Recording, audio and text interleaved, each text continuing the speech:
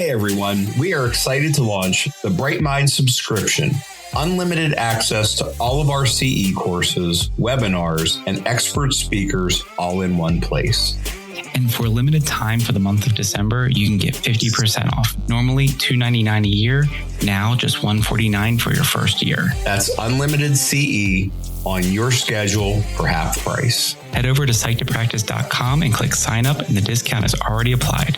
We look forward to seeing you there. And as always, be well, stay psyched. This episode of the Psyched to Practice podcast is sponsored by PAR, where psychological assessments meet innovation. PAR has been the gold standard in the industry for over 45 years and has empowered professionals in education, healthcare, private practice, and research with trusted tools and cutting-edge solutions. Discover more at parinc.com. Again, that is parinc.com. Creating connections, changing lives.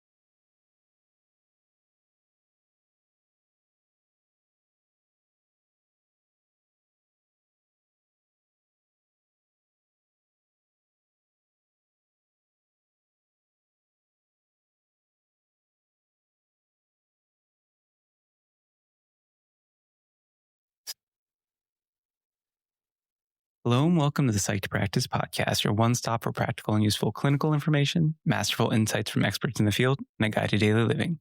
I'm your host, Paul Wagner, and joining me as always, Ray Christner. Yeah. And, we're getting into a topic that you might have a little bit more on this than I do, Ray, because you just gave a workshop on it on our CEU site here. Yeah, so we did a workshop on same symptoms, different diagnosis. So essentially, how do we do differential diagnosis? And I'm kind of glad doing this as a podcast topic. So it's something that after I do presentations, I probably get most of my emails and responses back from people saying, oh, I have this case and I don't know if it's X or it's Y, or maybe it's both, or maybe it's neither. And there's this idea of trying to figure out how do we separate conditions, disorders, or behaviors, whatever we want to call it. How do we differentiate what's causing it? And, which ultimately is going to help us do better treatment planning. So I think it's an important topic that maybe we get in a grad class and we don't hear a whole lot about it for a while. Yeah. Or it's that kind of dreaded thing of I need to then, I feel like there can almost be this element of needing to go back and defend. And it becomes almost like a personal, if we're talking about different, no, I got it right. It's almost kind of like a challenge to clinical judgment. And if we personalize in that way, I think we're doing a bit of a disservice, because it's not about being, right on paper. It's about how do we provide the best service? And that is understanding it in the fullest scope here. Yeah, that's a great point. I mean, I never forget when I did my doctoral training, Art Freeman, who was one of my mentors, always talked about diagnosis as not being the static thing that we reach. That diagnosis is just a hypothesis, and hypotheses are meant to change and be refuted, and sometimes are confirmed and sometimes they're not. But if we think of it as this constant hypothesis testing, we'll ultimately get to the right place. And it also gives us this flexibility. And it's really consistent with, I think, cognitive therapy in general. When you talk about working hypotheses. And, I find in my own work, I may, after an intake, say, okay, this is what I think's going on. And 4 sessions in, we may be in the completely wrong direction. And so, it's interesting, though, because I do think we get threatened by not being exactly right. And really, it's more about how do we continually evolve our conceptualization? And, ultimately a diagnosis is just that. It's just a conceptualization that we come to a final maybe point of a conceptualization. So, I guess maybe as we talk about the term differential diagnosis, maybe the what behind it, like what it actually is, so I don't know if you maybe have a different thought. I always kind of describe it as this kind of systematic process that we go through to try to get us to the most accurate set of kind of competing possibilities. That it's not necessarily one thing. It's getting us to kind of that final point. So it's a process that's kind of an evaluation, but not like testing. Maybe testing's involved, but a process that lets us look at a variety of factors with someone to help give us some clarity.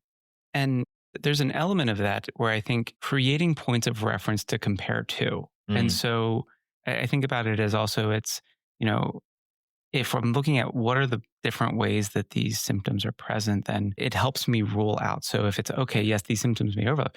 However, and it's the because that I think is so valuable because it is that narrowing down. And so if we are only ever thinking about it as one diagnosis, we don't have a point of comparison. We don't have something that, we need to justify against or we need to challenge against. And I think that's an important piece of differential diagnosis. Doesn't happen with just one diagnosis. We need to have a comparative element of it. I think I couldn't say that better. I love that idea because I think you use the term rule out. I was always taught that we never should look for a diagnosis. We should always try to find evidence against a diagnosis, right? That's the whole hypothesis testing model. I had, again, a professor a long time ago who said, when someone comes in your door, their diagnosis should just be DSM. And that you then, through your interview, find the information to refute why they don't meet criteria. And if we do that, we'll avoid, those things that we've talked about in other episodes. We'll avoid confirmatory bias. When someone comes in and says, I want an autism evaluation, well, that automatically sets us up to have error in what we think. Instead of looking at it as, hey, we're going to do a good clinical evaluation or intake, or, it doesn't have to be like a testing session. Again, intake and counseling is an evaluation, but that we're constantly rolling out. And then we are going to have some things left that maybe are harder to differentiate between. For most people, we could probably rule out most of DSM with the first 4 or 5 questions that we're going to ask, but then we have to get more detailed and kind of break it apart a little further. And I think that just helps us that we have to refine our questions in a way, because if we're asking too specific or too narrow, we might land on that false positive. And I can't help it when you said that, and like it was kind of in conjunction with what I had said, but I didn't think about it in this way. When I talk about critical thinking with clients, I try at times to reference the game 20 questions. And I talk about the importance of we need to rule out other options before we just go in. And like when I'm kind of first sharing, there's some kiddos, I'm like, I don't know that game. And so if it's a person and like there might be a George Washington, Brad Pitt, or like singers, and we're not ruling out enough. Is it a singer? That's going to eliminate a lot. Right. Is this person alive? That's going to eliminate. So we need to then recognize what are the, there might be some questions we generally go to, but we might also then tailor the question depending on the person that's sitting across from us from what we kind of know. So if we've been working and it's like, okay, I can use this, but I'm still ruling things out to really narrow down because I don't want to, in my head be like, I know exactly what this is and I'm not justifying it or I'm not kind of showing the process of getting there. Yeah. Great analogy with 20 questions. Yeah, most people don't even know. It's actually a psychological test. 20 questions is an executive function test. I won't name the battery, but one of the things, there's a test that is actually called 20 questions. And so you're using your executive functions. Wow, yeah. I feel validated. That depends how good you are at the game. Well, that is true. To determine. But yeah, I like that idea because I think that's how we think about it. And that's why, when I said our first few questions, we could rule out a lot, and which is good. That's how we should think. That's how we should kind of process. But, when we think about this, I think sometimes, I shouldn't say often, maybe Yeah, I think often we get stuck in mental health about the diagnosis, where it's we kind of go like, oh my gosh, like we have to get to this kind of point. And I do think it's important, but again, as we kind of started, I think it's important that we're flexible in our thinking with it. And it's important only in how we communicate. Like at the end of the day, it's do we have a common language? I think now in the world of internet and social media and everything else, giving people some clarity in diagnosis so they can do their own research is helpful. So it's not only communicating between professionals. If I tell somebody, well, I think it's a generalized anxiety disorder, and do you know what that means? And here's some good websites to educate yourself. Research that. Come back. Tell me what you think. It gives them some ownership and gives us a way to have a communication that's consistent. And then I think with that, and it then helps us guide treatment. And not that we have to do the specific program for someone, but at least it offers us an idea of kind of the types of interventions that are going to work, and maybe even the trajectory of the interventions to get us the most progress.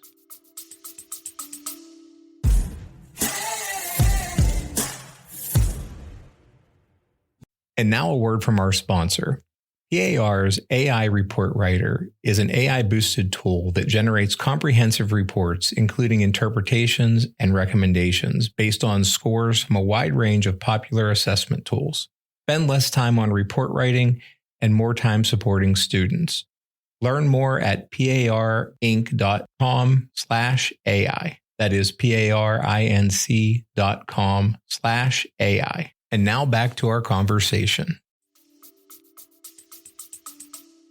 Absolutely. And, I think you shared there of just like giving a bit of that idea and ownership and kind of like why it's so important here. But when we're talking about this, I think another element is being able to giving the individual something that clicks and makes sense for them. But also we have to be mindful because sometimes they're searching for community or they're searching for an answer. Sure. So the first answer we provide, not latching on. And so there's elements of that where, it's when we're sharing that diagnosis, I think the importance of this is our running hypothesis. And when you're looking at this isn't only to inform, it's for you to also look at and refute. Like now we're engaging them at the rule out piece of it as well. Because if they, if there's an individual who it's like, I've been on TikTok and, I feel like I have ADHD. And we're like, okay, well, hey, like, yeah, you're right. Like this does seem, here's a good resource. And if they're looking through all the,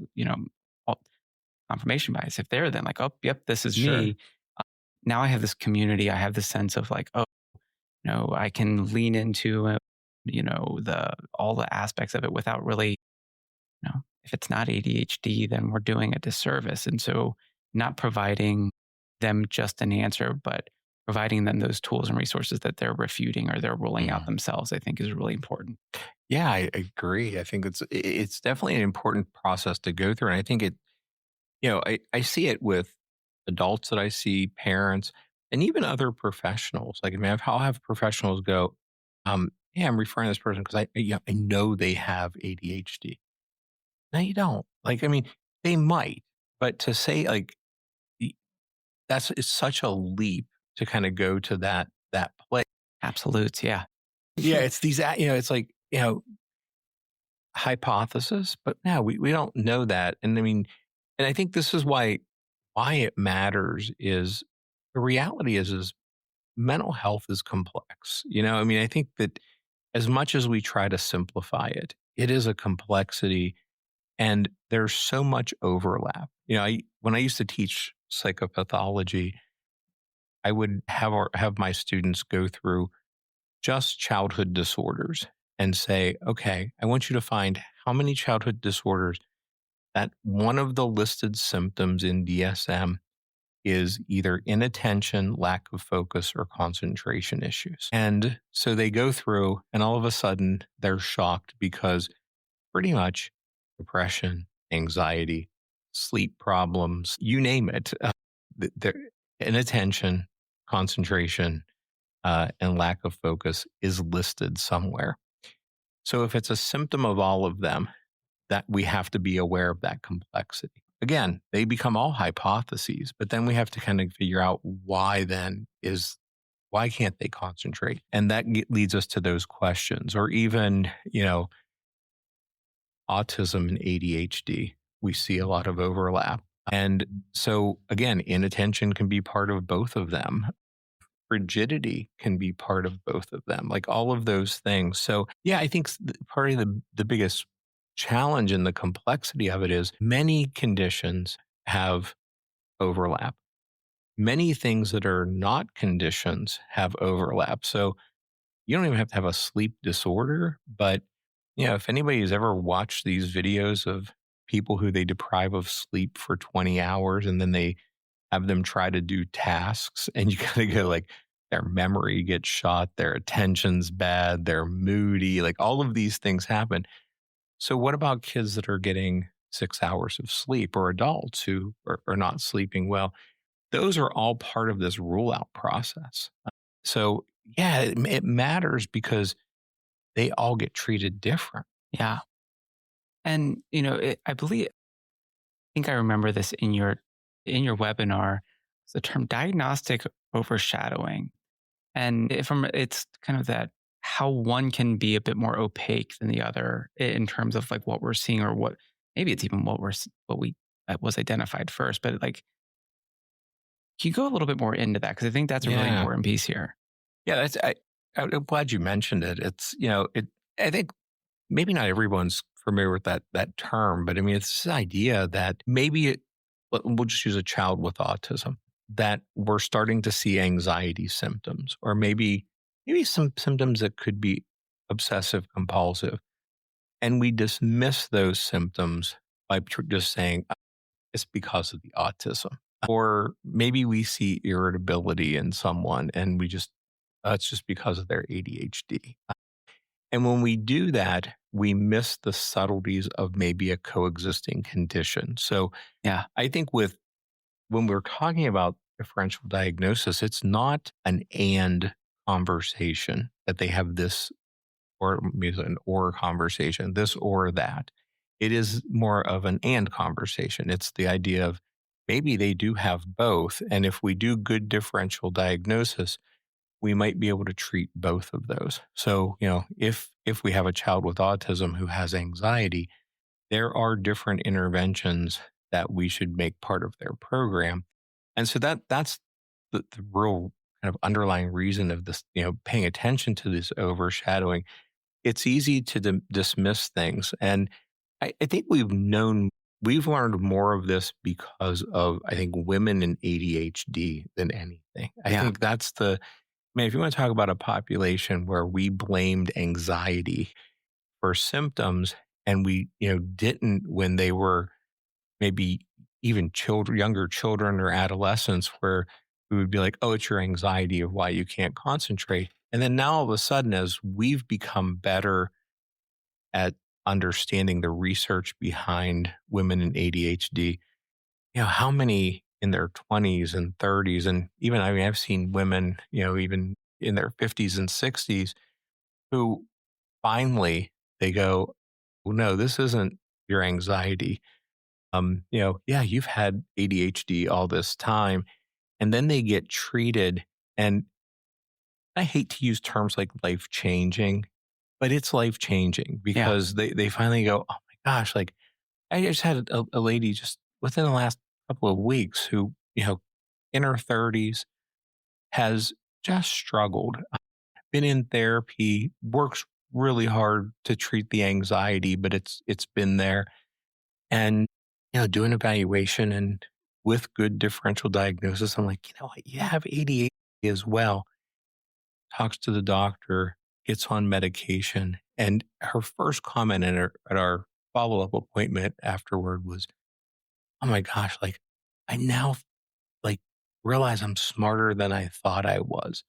And I was like, wow, like that's what an interesting thing. Like, and we know that the Vyvanse hasn't made her smarter. Yeah. It doesn't have that effect, but it's unleashed a part of her that's just pushed so much into a negative direction. And the interesting part is her anxiety has decreased along the way as well. Yeah.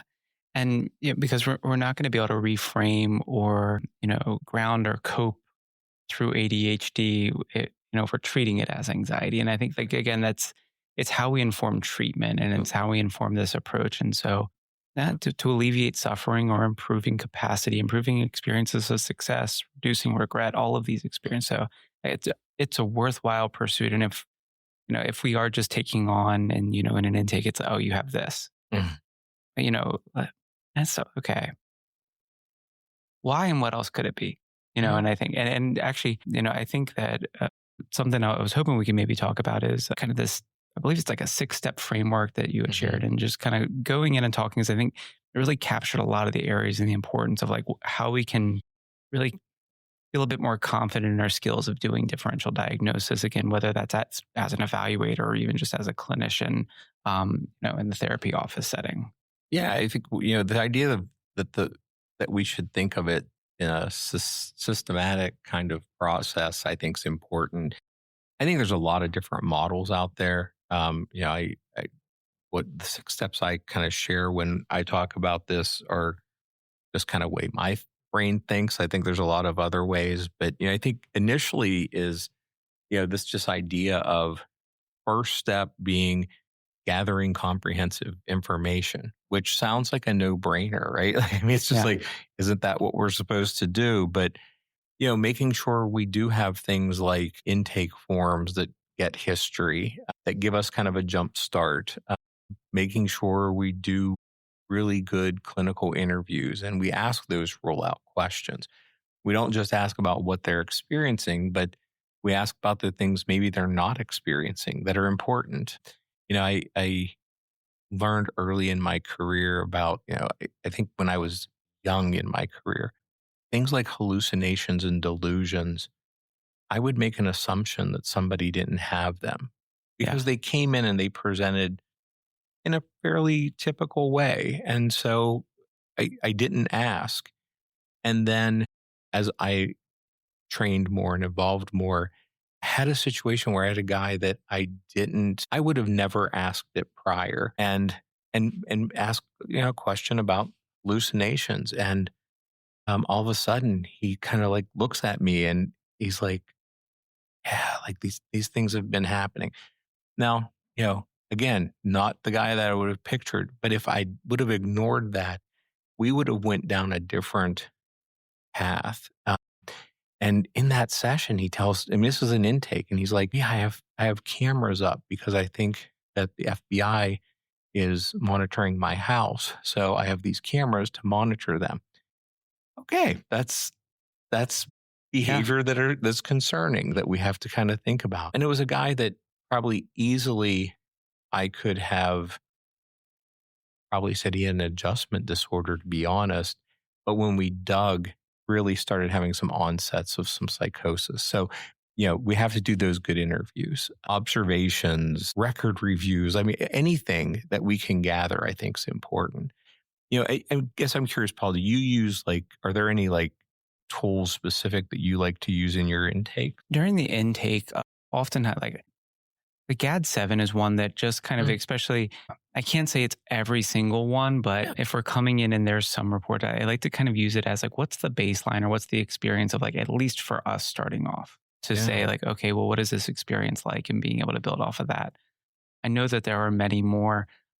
I off here soon hoping to integrate actually a GAD-7 and a PHQ-9 into everyone's intake form, but that just still working on the implementation of those pieces. But I think, just being able to get some information that, especially in a clinical intake session, we might not have all of the time that we would want to take all of the steps. And so if we can gather that information ahead of time, I think it just can be so valuable there.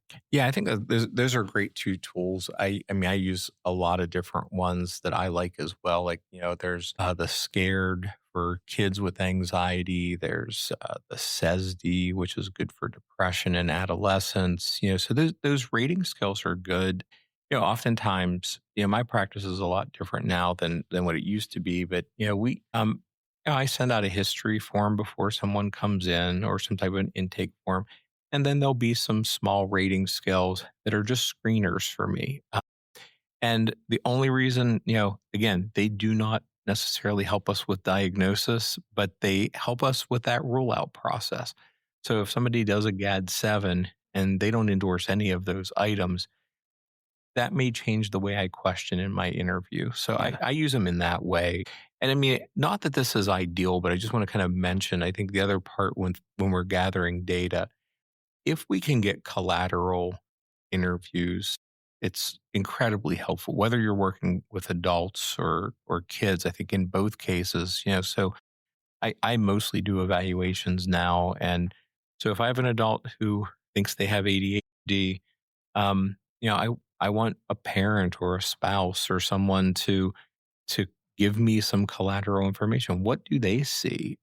Does it look different? I had an evaluation I did today where I had a grandmother and a dad provide some information because both of them had different experiences with this young adult, and um, it was really eye opening. I mean, it was great information. Their perspective confirmed some things for me, and it raised more questions as well.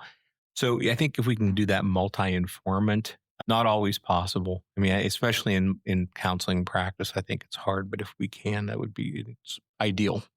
And, even if I can speak from that side of the counseling practice, where the importance of getting that from a parent, but, also reckon my role is not to only work on what the parent is sharing, Right. but if I'm bringing a kiddo back and we're just kind of, hey, let's go through like what's been going on, how that's good. Oh, it's all, it's good. Yep. Not a problem anymore.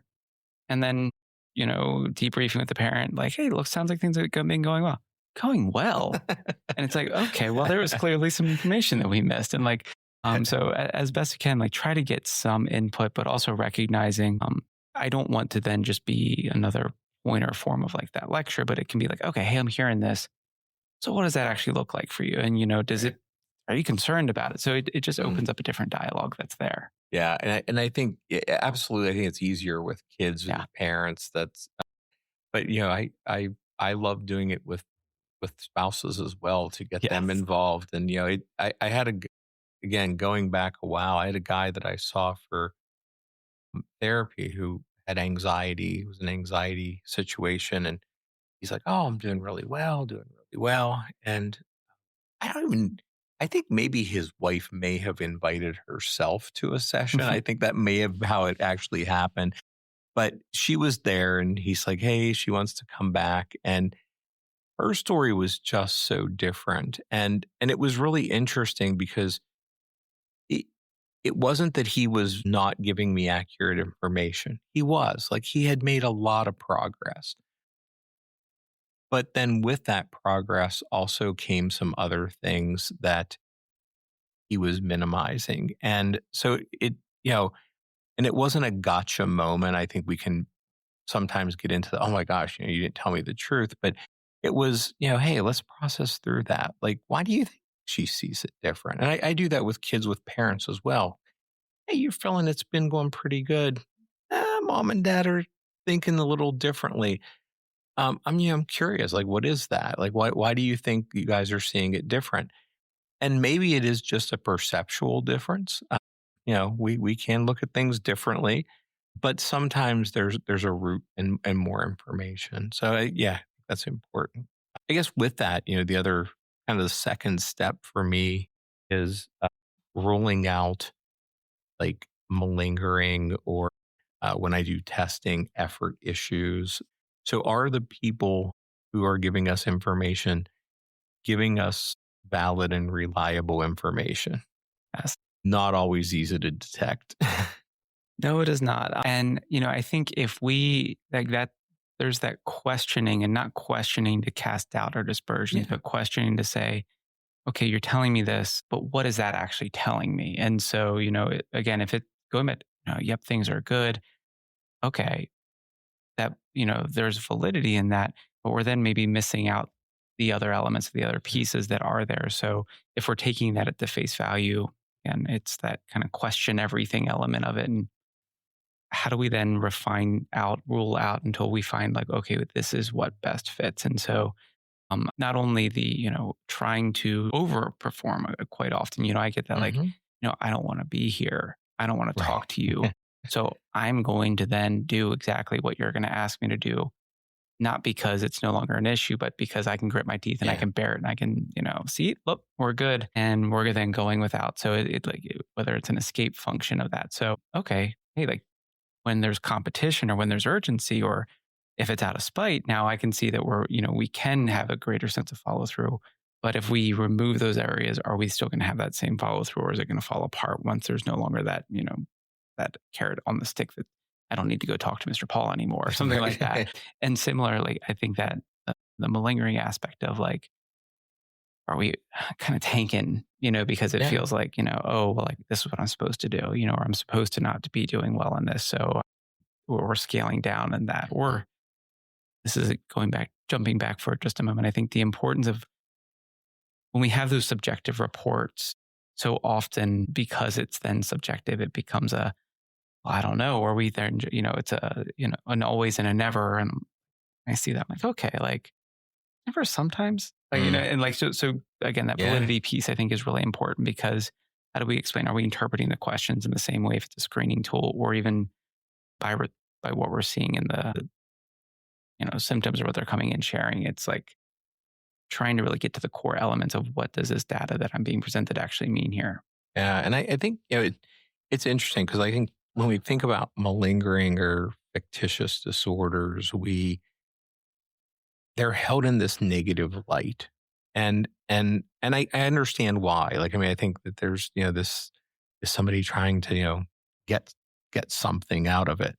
Well, of course they are. Like there's primary gain and secondary gain in everything that we do. But sometimes we have to understand the why behind it. And, I think it's important because sometimes I see exaggeration in symptoms that could easily be looked at as, oh, they're really trying to, get away with having this disorder, which kind of an interesting way to frame it. But what I find is sometimes it's just a cry for help too. Yeah. That sometimes it's like, man, I don't want you to miss how much I'm suffering. So it does look all or nothing when they report things. And there aren't those sometimes or those shades of gray. And I think clinically, we can look at that with some kind of critical thinking, while also realizing the human nature of it and the fact that it's not always malicious. Listen, sometimes it is. I do forensic work. I have had people that have tried to fake things to win court cases or to get out of criminal cases. That happens. But sometimes we just have to maybe ask questions about the gain, why it's important to them. I think in this TikTok world, I guess we'll call it, where people do look at diagnoses and they come in sometimes and are adamant that they have something.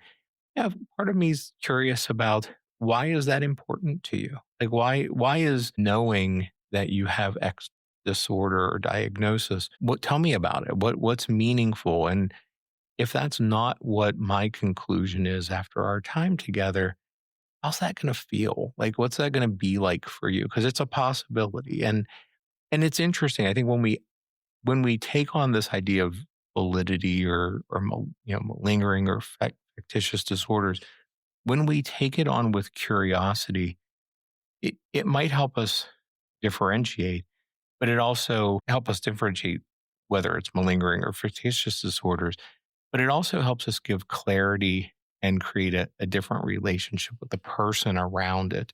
So I think it's that step's an important step in the process. And I believe also the third element that is in that framework here is just recognizing the importance of the potential impact for substance use or medication, and the way that can contribute and really give either a lot of false positives or false negatives in just about any mental health disorder. And so, if someone is if I'm coming in and someone's just taking a Benadryl and they're now really groggy and like, we're having that conversation, they're like, just like, okay, yeah. Like, I'd be like, wow, yeah, this is like, there's low energy. And I just took a Benadryl and like, so there's going to be that element and there's going to be that element of it. But also if there is any substance use or if there is any even coping with like using it as a medicinal like element of trying to then, oh, I don't need that because I have blank, or, oh, that must not be it because I'm trying to reduce the impact or severity of it. So, no, I'm not worried. I'm not anxious, but, the moment I'm not busy, I'm have a drink in my hand. So that way, like, and that's not a problem, but like, okay, well, what's the drink for? So like, Right. And if part of that comprehensive information, we need to recognize and hearing those pieces. But once we do, I think it becomes then just another layer that we have to sift through to kind of see like what's left. Yeah. And you had said something which I think is really important and not what I was necessarily thinking, or maybe even I mentioned when I did my presentation on this. Like sometimes we think of substance use as this thing that's causing symptoms which can. I mean, like you're using certain substances, you may present with different, symptoms, but the idea that sometimes the substance use might mask or cover the symptoms, where when you said when you mentioned kind of around that idea, it made me think. I had a young guy years ago that came in. Parents brought him, and they were like, we think he has an anxiety disorder. His anxiety is super high, and every time this kid came in, he was the just chillest kid, like nice, easy to talk to. Like I didn't see the anxiety. When he would talk about it, it was kind of, minimized to some extent. And I'm like, man, I just don't see what the parents are. And then we're about 3 sessions in, and I don't even remember what I asked. And he said something about, like, yeah, like I kind of smoking marijuana every day after school. And that's been like taking the edge off. And I'm like, oh, wait, like he's been high every time, like, and not non-functionally high. Like he didn't come in smelling like marijuana, didn't look like, he was stoned. Like it wasn't to that level.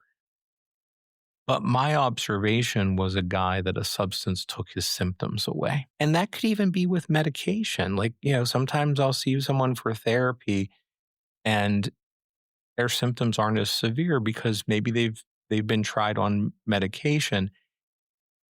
And I think we have to be cautious of not then minimizing what's underneath when the medication's not there, because our goal in therapy is to build the skills so maybe the medication won't be necessary down the line.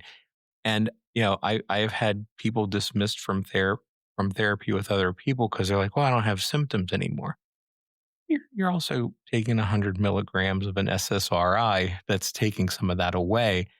And if we remove the medication, the symptoms would come back. Isn't our goal in treatment that we're hoping that maybe they won't need that medication or they could cut back on it and still not have the symptoms come back? So I think that's an important part, and I'm glad you mentioned it. And to that, just to piggyback on that, what a great time when the symptoms aren't present to do the work, because absolutely, I'm sure at some point, every person listening, you've tried to lift something up and do something one-handed. And it's like the work of having to keep the pressure off while doing something tedious, really challenging. Medication it's a stand that like takes that up. Okay, now it's lifted up for you. Yeah. You get to use both hands, and that's wonderful. But it's still being supported and propped up. And like, so now's the time to do the work. Yeah. And I love that view of it versus, hey, I don't have to put in any effort anymore. That's wonderful. Yeah. And I'm walking away without actually like working on developing those core skills that are going to be valuable. Yeah. There's a psychiatrist, child and adolescent psychiatrist. I think he's probably still practicing in New York. His name's Kevin Calico. And I couldn't tell you the names of his books, but he's got several. And I had seen him present, gosh, it's been years ago. It's probably been 10 years ago, if not more. And he made a comment about medication where he said, if we really want to do justice and I'm paraphrasing this, but justice in the mental health system, he's like, our goal should be to get medication therapeutic at a therapeutic level where symptoms are decreased. And during that time, we then have 12 months where we do intensive therapy work to build the skills. And after 12 months, we then start decreasing the medication while therapy is continuing to then have, let's see what skills, let's then have the exposure without the medication to see how it works. And he's like, ultimately, if our system worked like that, we would have people that would not have to take medications as long. But our system doesn't work like that. Our system is, hey, you're doing really good, versus really being skill based and saying, yeah, it's great that you're feeling good. Let's keep working on practicing these skills. Let's kind of automate our kind of processes. Let's automate this idea of paying attention to our thoughts and working on restructuring when they are negative while they're not intense. And then over time, we can change it. So I always think like maybe that's my ideal kind of situation Yes. I'd like to see happen. I know that doesn't happen under some insurance kind of processes, but it's an ideal. Along that line, I think maybe the fourth step we should kind of talk about here is just general medical conditions as part of the rule out or lifestyle issues. I don't know that we have to spend a ton of time on this, but we know how sleep impacts us. We know how too much media and device use can impact us. We're learning more and more about that over time, but also things like thyroidism, hypothyroidism with depression symptoms, B12 deficiencies, how they might affect things like cognitive symptoms. We might see vitamin D deficiencies impacting. So there's all of these medical conditions that can kind of overlap, and we should pay attention to it. And I think really educating ourselves about that are important. I did my doctorate in a medical school. It made it really easy to learn those kind of things. But it's something I'm constantly paying attention to. I mean, I even, when I used to do some kind of more geriatric kind of psychology, how many people would get referred for dementia and they end up having a urinary tract infection. And it's like, oh, wow, like this is something that's going to be cured with an antibiotic. He almost said that somebody had Alzheimer's disease. Like it could have been that level. So yeah, I think it's important that we kind of make sure we're rolling, all of those things out. And I know it's not always easy, but if we can talk to physicians or at least if somebody hasn't had a physical for 3 or 4 years and they're coming in, maybe encouraging that as much as we can. And, just to jump on that, and there's someone I'm working with currently here with, there's a condition where he has a tumor. It's a non-cancerous tumor that's pressing down onto his liver and it's creating the production of certain hormones.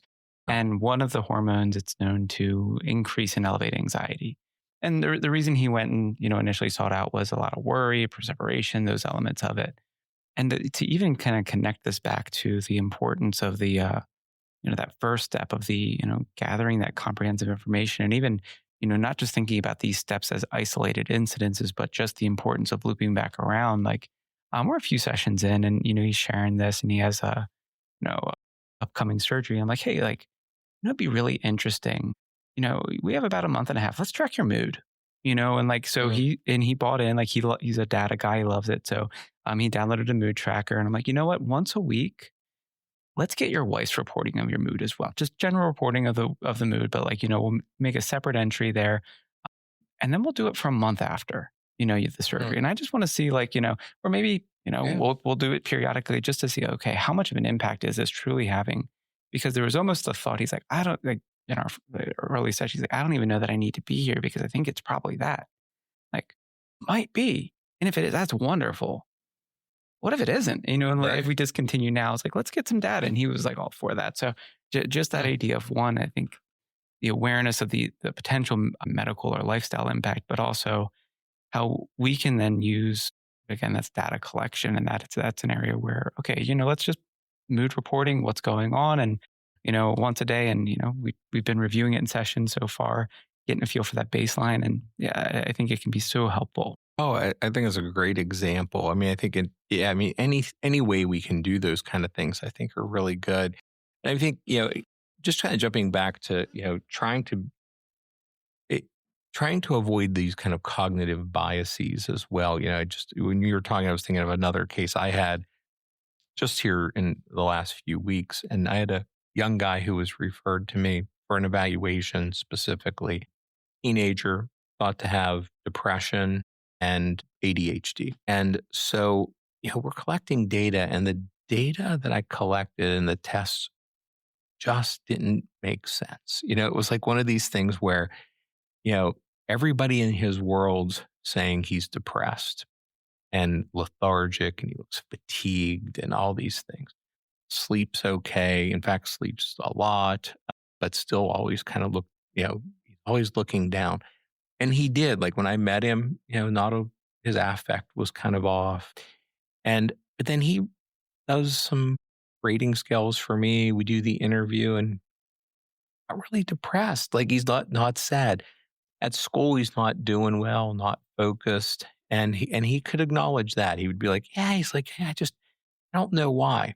But again, differential diagnosis, easy at that point for me to go, I think he probably has maybe ADHD, sluggish cognitive tempo or whatever we want to call it kind of at that point. And then, I was like, talk about when you were a kid and start talking about his, when he was younger. And mom's like, oh, like I never thought that. Like I look at all his report cards. He's a great student. He was doing well. And I told the mom, I'm like, listen, I don't want to conclude my evaluation. I want you to go and we got to go talk to a doctor. And I told the doctor, I'm like, I want you to run anything you can. I'm like, I hate to say it, but I'm like, it's not making sense to me. And I don't want to refer back to you and say medication. So long story short, he runs literally everything. He's like, oh my gosh, like it came back positive for Lyme disease. Wow. And doesn't remember getting bit by a tick, but he lives in an area easily could have done that. But, at that moment, I was like, I'm so glad I listened to my gut that it didn't make sense. Now, listen, he could have probably been on a stimulant. He probably would have been less fatigued. It might have even had some impact, but we would have never gotten to the root of the cause. And he may still have ADHD when it's done. I don't know. Like, I mean, maybe but it doesn't seem like that. But so I bring that story up because I think sometimes when it doesn't make sense, we got to keep asking questions and we got to just keep going like, okay, why is this? Why is it so inconsistent? And not that all teenagers are good reporters. I've had some who aren't, but in this case, I was like, yeah, you know what? He seemed pretty genuine, but still didn't have the symptoms. So medical pieces, I think, again, important. Fifth step. This is where it gets to the easy part, right? Determining a diagnosis. What do we think is the primary diagnosis? And we should have an order to what we think's happening. So it's why we're going to just talk the primary piece. But this is really just our using DSM or ICD or, our kind of process of going through and finding the diagnoses and picking the one that we think's prominent. Yeah. And you shared earlier, it's a hypothesis. So it's what are we hypothesizing answers this the best at this current time? And I'm always a fan of the idea of it's iterative. And so, and it is that at this time. And so we're going to start, we can support some treatment here, but also as we get treatment, that's more data. And so as we're getting that data, then we can come back and say, okay, is what we're doing seeming to have an effect that we would expect it to have? And so, elements of that can be so important there. Yeah, I agree. And I think it is our starting point. And, sometimes we get it right on the first mark and sometimes we don't. And I think how I look at it when I'm in therapy and how I look at it when I'm an evaluator is different. So, in evaluation, I'm going to collect a whole lot more data. So I'm going to have a little bit at the end, more confidence that I'm like, okay, yeah, this seems to be right. In therapy, when we're doing treatment, it will be a little bit more of a moving target, and that's okay. Again, kind of that hypothesis, and what is the most clinically significant at the moment? Where do we start? I would add, and we've said this earlier, it is also collaborative. So sometimes I'll tell people, you know what, I kind of think these two things are going on. Maybe we have some depression and generalized anxiety together. What do you think might be the most important for us to target? Now, we know if we target one, we're going to see some relief in the other, but also collaborating with that person, even kids, asking them, where do they want to start? That can help us determine that as Yeah, like what is the functional impact well. Right. that is being had, and where is support going to go the most in that way? And so I think certainly that's a crucial element of that, because you know if we're having one area and it's like it's only really having some frustrations and like long-term goal planning, but like there's some that are just like really creating a lot of financial burden or relational burden, right? Like, okay, like, how do we work to, the future oriented one's important, but let's maybe stabilize right now. So that kind of triage care that, we're not the only one who's able to make that determination. It really is by report, by them, if we can, by others in their lives, and just seeing like where are they going to get the most bang for their buck, so to speak. Yeah. Yeah. No, I agree. And I think that's, to end on that, the sixth kind of step of this kind of process is, making sure we're looking at those coexisting conditions, the impact, the overlap that might happen. And, that's why we're doing all this kind of this full process. It was interesting when I was preparing for the presentation that we did on this. I came across this statistic. It's a little bit old. I'd be curious to see if it got updated, but there's this researcher that does more like public policy research, and it's McCrary is the name. But it was, I think, from like 2010, 2011 ish. And the research was that early and accurate identification of all disorders. So when we make sure that from the beginning, we start to identify those coexisting things as well, it reduces the lifelong treatment costs for someone and the functional impact by 65%. So Wow. if we are early in like when we first see someone, we don't stop at our primary diagnosis, that we keep asking. And again, that doesn't mean trying to find something else wrong. Like I think that's important, but let's not stop because we think we got it right. Let's really keep looking. And if we do see these coexisting things, and again, I'm going to go back to the research that we now see with women in ADHD. What reduction in cost of treatment for anxiety might have been avoided, and what suffering or just the challenges that someone had to face, how much would that have been reduced if we were better at identifying it 20 years ago for some people, if not more? Yeah. So I just think it's an interesting number, and it really for me was like, wow, this is why it means so much. This is why, one, it makes our system better. Two, it's better for people. We help get to the real root of things. So important that we don't ignore the idea of coexistence.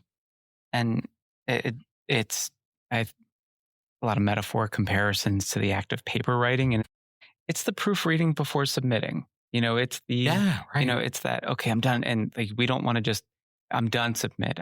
I'm done. Is this capturing what I wanted to capture? Is this saying what I want to say? Is this going to reflect? Did I not go in and did I use all my grammar, punctuate? And am I going to miss a significant chunk of my grade because of this? Are we going to miss a significant chunk of distress because of it? So being able to kind of just make sure it's the proofreading of treatment in a way, or the diagnostics. Yeah, absolutely. I mean, it's a great way to look at it. And Yeah, I think kind of like it's kind of a wrap up. I mean, I'm going to go back to a word and something I think we say a lot on this show. And yeah, I think if we had to kind of summarize this into one message, I think it's stay curious, right? Yeah. Like it's, remembering that diagnosis is ongoing and we should be revisiting and refining anytime new information is provided. And not to view it that we were wrong, but to view it as just part of the process. And it's not a right or wrong thing. It's a process that we are continually refining and getting better at. And I think when we think like that, it takes that burden off. And yeah, I think that the more we continually are curious with it, we're always going to, in the end, get to the right outcome. Yeah. And I think that's a wonderful message to end on here. And with that, we hope we've sparked some curiosity for you thinking about your caseload, or even just those individuals that maybe you've worked with for a while, maybe that you have coming up. But we'll be back in 2 weeks. Until then, be well, stay psyched.